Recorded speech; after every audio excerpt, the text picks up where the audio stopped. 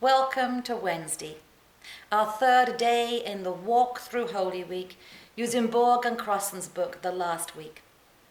The writer of Mark's Gospel tells us that on this third day, 2 days before the Passover, Jesus was in Bethany, a village about 2 miles from Jerusalem. I'm reading from Mark 14, verses 3 to 9. 2 days before the Passover, Jesus was in Bethany. While he was there reclining at the table in the home of Simon the leper, a woman came with an alabaster jar of expensive perfume made of pure nard. She broke the jar and poured the perfume on his head. Some of those present were saying indignantly to one another, "Why this waste of perfume? It could have been sold for more than a year's wages and the money given to the poor." And they rebuked her harshly. "Leave her alone," said Jesus. "Why are you bothering her? She has done a beautiful thing to me. The poor you will always have with you, and you can help them any time you want, but you will not always have me. She did what she could. She poured perfume on my body beforehand to prepare me for my burial. Truly, I tell you, whenever the gospel is preached throughout the world, what she has done will also be told in memory of her." In this account in the gospel, we hear Jesus predict his death for the 4th time.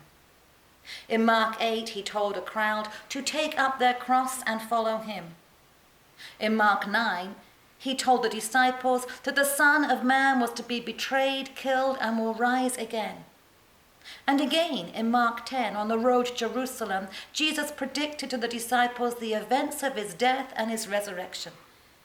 And yet, the disciples did nothing.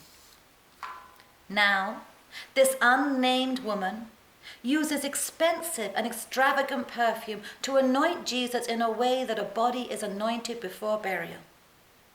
In this account, her actions show that she alone is the only one that believes Jesus' 3 prophecies about his death. And she draws the conclusion, "Since you're going to die and rise, I must anoint you now beforehand, for I will not have the chance to do it afterwards." For Mark, she is the first believer. For us, she is the first Christian. And she believed the word of Jesus about his resurrection before any discovery of any empty tomb. Let us take a moment to reflect on where are we in this story. Are we like the disciples that hear Jesus' prediction of his death and resurrection but struggle to really believe it? Are we like the disciples that might believe Jesus but worry about speaking out in faith, and so don't do anything to actively demonstrate our belief?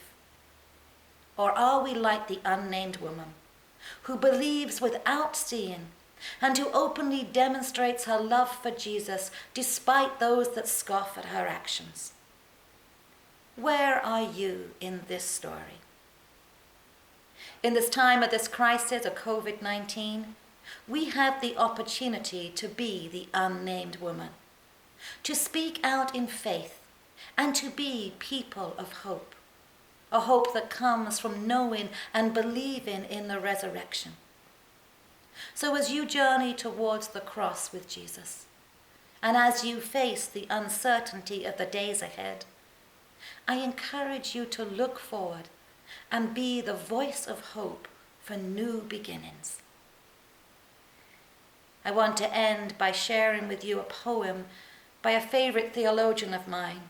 It's a poem of hope and resurrection by Joyce Rupp, called "A Remnant of Resurrection."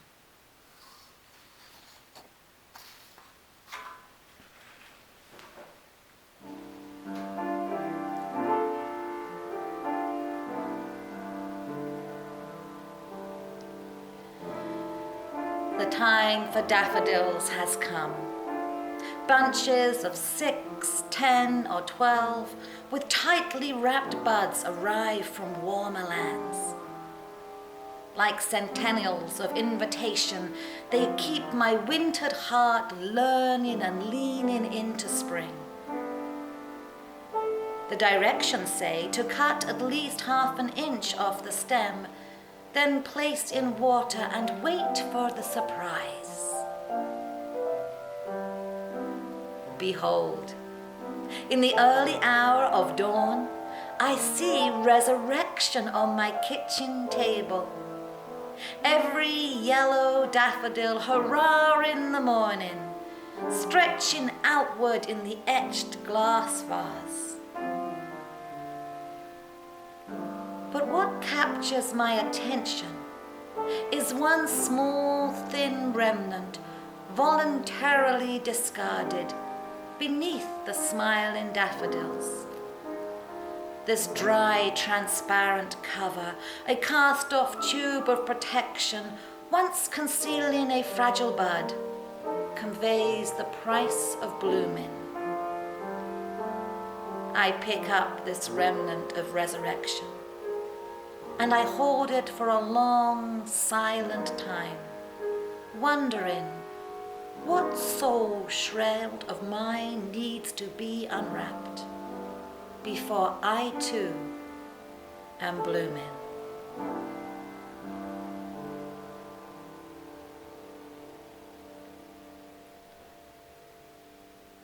May you go out and be like the unnamed woman, showing your love for Jesus, full of hope and belief in the resurrection. Amen.